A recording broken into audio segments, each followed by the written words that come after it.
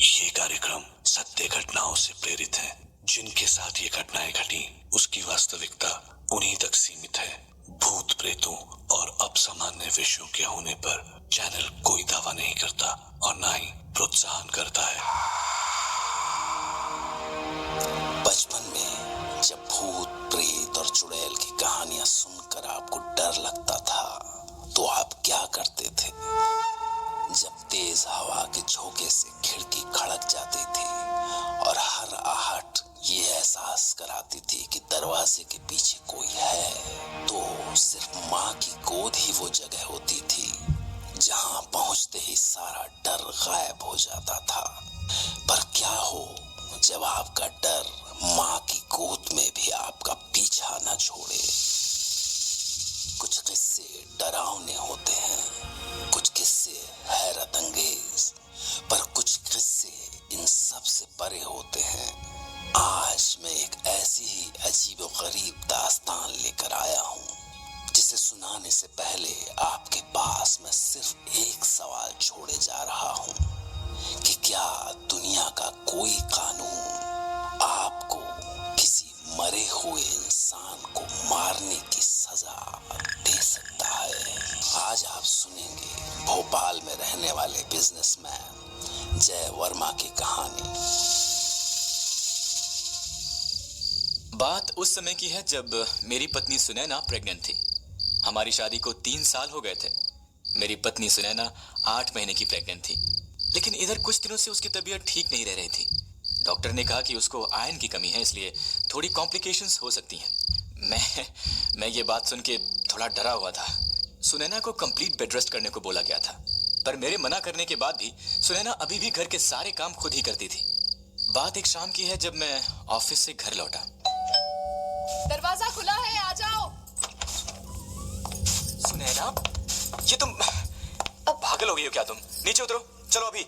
ओहो, तुमने मना किया है ना, फिर क्या जरूरत थी पंखे को साफ करने की? अरे कल बाई आके कर लेगी। अरे कौन सा मैं कुतुब मीनार पर चढ़ गई हूँ। जाओ तुम फ्रेश होकर आओ, मैं चाय बनाती हूँ। मतलब तुम नहीं मानोगी ना? अच्छा बाबा, ये तो हो गया। आगे से सिर्फ बेड रेस्ट बस। ऊपर जाने के लिए मैं जैसे ही मुड़ा कि अचानक से सुनैना की चीख सुनाई दी।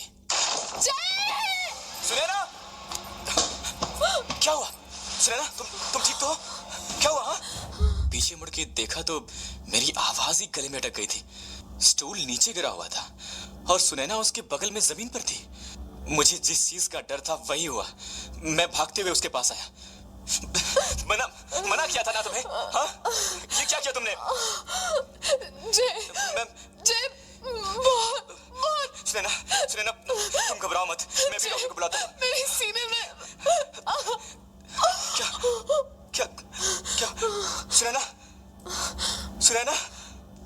सुनैना पता नहीं कैसे बेहोश हो गई। मुझे बहुत डर लग रहा था। अभी तक तो सब ठीक था, अचानक ये सब कैसे? मैं उसे तुरंत कार में लेकर हॉस्पिटल ले गया।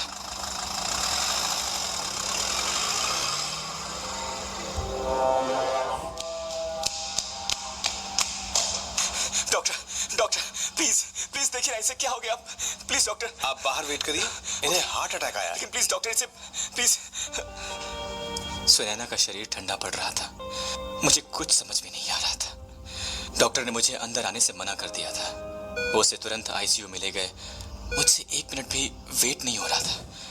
कुछ 20 मिनट बाद डॉक्टर बाहर आए। आई एम सॉरी मिस्टर जय, आपकी वाइफ को मेजर हार्ट अटैक आया था और वो अभी कोमा में है। आपके बच्चे की जान को भी खतरा है। क्या? अगर बच्चे को बचाना चाहते हैं तो हमें तुरंत ऑपरेशन करना पड़ेगा। ये क्या कह रहे हैं आप? ऐसा कैसे हो सकता है? अभी तो बिल्कुल ठीक थी डॉक्टर। देखिए मिस्टर जय, हमारे पास वक्त बहुत कम है। अगर इमीडिएटली ऑपरेशन नहीं हुआ तो हम शायद बच्चे को भी बचाना पाए। नहीं डॉक्टर, प्लीज ऐसा मत बोलिए। कुछ भी कीजिए पर मेरे बच्चे को कुछ नहीं होना चाहिए। प्लीज डॉक्टर, प्लीज, मैं आपके आगे हाथ जोड़ता हूं। ऑपरेशन की तैयारी करो। दिमाग काम नहीं कर रहा था। 1 मिनट 1 घंटे के बराबर लग रहा था। मैं डॉक्टर के साथ अंदर ऑपरेशन रूम में गया। सुनैना को ऐसे बेड पे देख के मैं अपने आंसू रोक नहीं पा रहा था। किसी तरह डॉक्टर ने ऑपरेशन पूरा किया और मैंने पहली बार अपने शिव को देखा। फिर कुछ ऐसी बात हुई जिसने डॉक्टर्स और मुझे हम सबको हिला कर रख दिया। जैसे ही ऑपरेशन पूरा हुआ, जय, अचानक से सुनैना एकदम उठ गई। हर कोई उसे देखकर चौंक गया। ये कैसे हो सकता है? ये तो नामुमकिन है। This is impossible. सुनैना, देखो देखो, हमारा बच्चा। दूर ले जाओ इसे मुझसे। सारे डॉक्टर्स हैरान थे कि जो पेशेंट डीप कोमा में थी उसे अचानक से होश कैसे आ सकता है। मुझे तो सिर्फ खुशी थी कि मुझे मेरी बीवी और बच्चा दोनों वापस मिल गए। 1 हफ्ते हॉस्पिटल में रहने के बाद मैं सुनैना को लेकर घर वापस आ गया। शायद बीमारी का असर था या वो कमजोर थी, पर सुनैना को जब से होश आया वो सिर्फ चुप थी। पर उससे भी ज्यादा हैरान करने वाली बात यह थी कि वो अपने बच्चे को गोद में लेने को कभी तैयार ही नहीं होती थी। उसे देखते ही उसके चेहरे का रंग उड़ सा जाता था। उस दिन जब मैं शाम को घर गया तो सुनैना, ये सब क्या हो रहा है? कहाँ हो तुम? देखो इसे भूख लगी होगी यार। ये मेरा बच्चा नहीं है। क्या? ये क्या बोल रही हो तुम? पागल हो गया क्या तुम? ये लो पकड़ो इसे। नहीं, मैं नहीं इसे। सुनैना, अरे चोट लग गई है इसे। तुम्हें हो क्या गया है? हाँ? पता नहीं वो ऐसे बिहेव क्यों कर रही थी। जैसे ही मैंने उसे शिवू को देने की कोशिश की, उसने अपना हाथ ही हटा लिया और वो मेरे हाथों से गिरते गिरते बचा। ये वही सुनैना थी जो कि पिछले 8 महीनों से उस बच्चे का इंतजार कर रही थी और अब उसे छूने को भी तैयार नहीं थी। बहुत बोलने के बाद किसी तरह वो उसे दूध पिलाने को तैयार हुई। ये रोज का किस्सा हो गया था। मैंने सुनैना को डॉक्टर को भी दिखाया, पर कोई बात बन नहीं पा रही थी कि उसे क्या हुआ था, अब क्या हो गया था। और फिर एक दिन जैसे ही मैं सवेरे उठा, मैंने शिवू की रोने की आवाज सुनी और सुनैना नीचे बैठ के न्यूज़पेपर पढ़ रही थी, एकदम बेपरवाह। सुनैना, सुनैना कहाँ हो तुम? और ये शिवू कहाँ रो रहा है? हाँ, पता नहीं। क्या मतलब पता नहीं? अरे वो पता नहीं, बाथरूम में था शायद।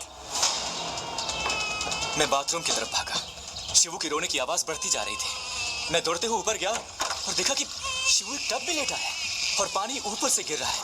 वो लगभग पानी में डूब चुका था। मैंने तुरंत उसे पानी से बाहर निकाला। अगर मुझे 1 मिनट की भी देरी हो जाती तो कुछ भी हो सकता था। मैं जैसे उसे पानी से निकाल के पीछे मुड़ा तो सुनैना वहां खड़ी थी। उस समय मुझे उस पर इतना गुस्सा आ रहा था कि मैं बता नहीं सकता। कुछ तो गड़बड़ थी। मैंने ये डिसाइड किया कि अब सुनैना को बच्चे के पास एक पल भी नहीं छोड़ूंगा। कहते हुए बहुत अजीब लग रहा है, पर बच्चे को सबसे ज्यादा खतरा उसकी अपनी माँ से था। सुनैना पागल हो गई थी या क्या था, मुझे कुछ भी समझ में नहीं आ रहा था। डॉक्टर्स को भी सुनैना के साथ कोई प्रॉब्लम नहीं दिख रही थी। 4 दिन बाद घर में शिवू के नामकरण की पूजा थी। घर में हमारे पुराने पंडित शास्त्री जी आए हुए थे। उन्हें सुनैना को देखते ही कुछ अजीब सा लगा। पूजा खत्म होते ही उन्होंने मुझे अलग से बुलाया। जय। जी शास्त्री जी, बोलिए।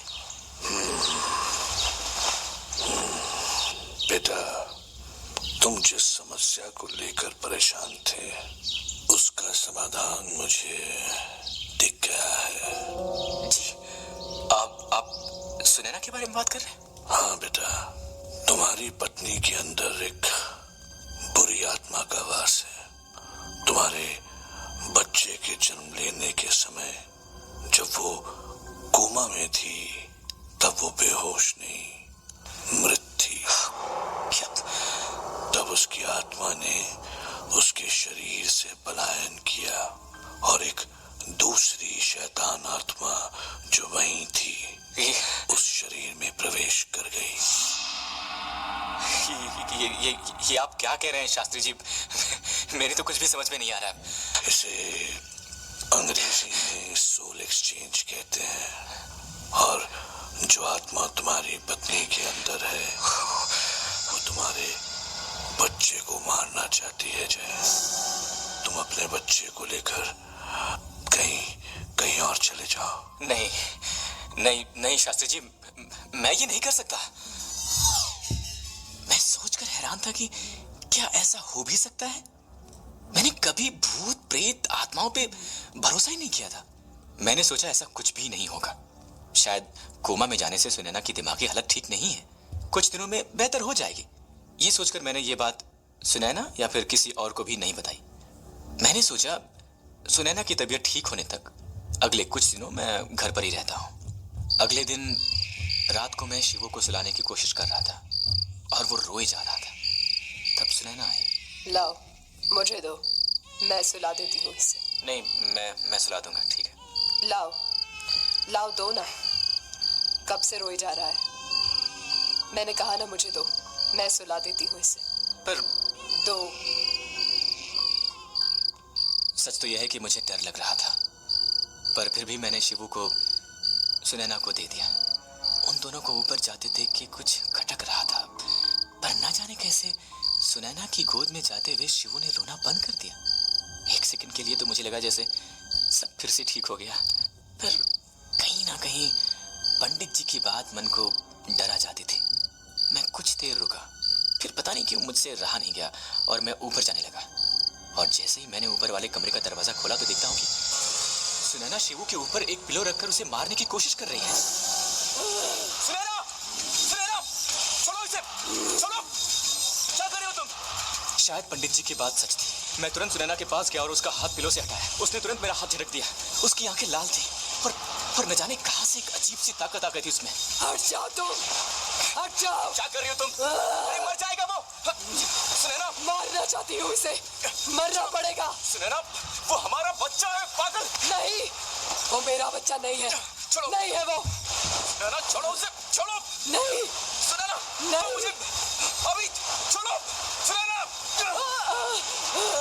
सुनैना!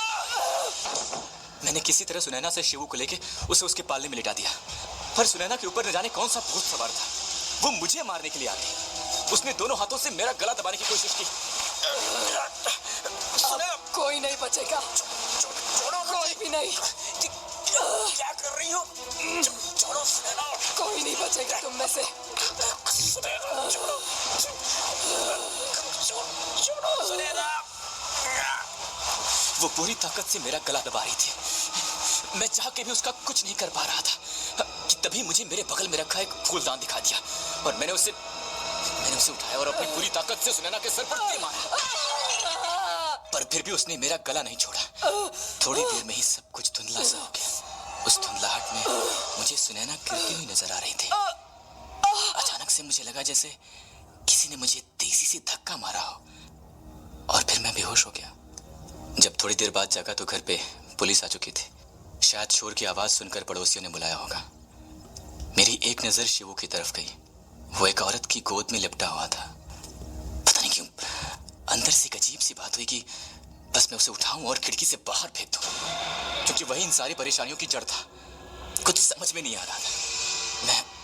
मैं उठने की कोशिश कर रहा था, पर जाने क्यों मैं उठ ही नहीं पा रहा था। क्या कहेंगे आप जब एक माँ ही अपने बच्चे की जान की दुश्मन बन जाए? पर इसके बाद जो मैं आपको बताने जा रहा हूँ उसे गौर से सुनिएगा। जय आज भी जेल में है और ये कहानी जय ने मुझे जेल से ही रिकॉर्ड करके भेजी है। पर इस कहानी का सबसे खतरनाक पहलू आप अब सुनिए। मैं अपनी बीवी के खून के इल्जाम में जेल में हूँ। मुझे उम्र कैद की सजा सुनाई गई है। शिबू अपने दादा दादी के पास है, लेकिन मैं उससे नहीं मिल सकता। मैंने उसे फिर कभी नहीं देखा, क्योंकि उस रात के बाद मेरे अंदर जो बदलाव आया वो मैं बयान नहीं कर सकता। पहले मुझे ये सब वहम लगता था, पर शायद ये वहम नहीं था।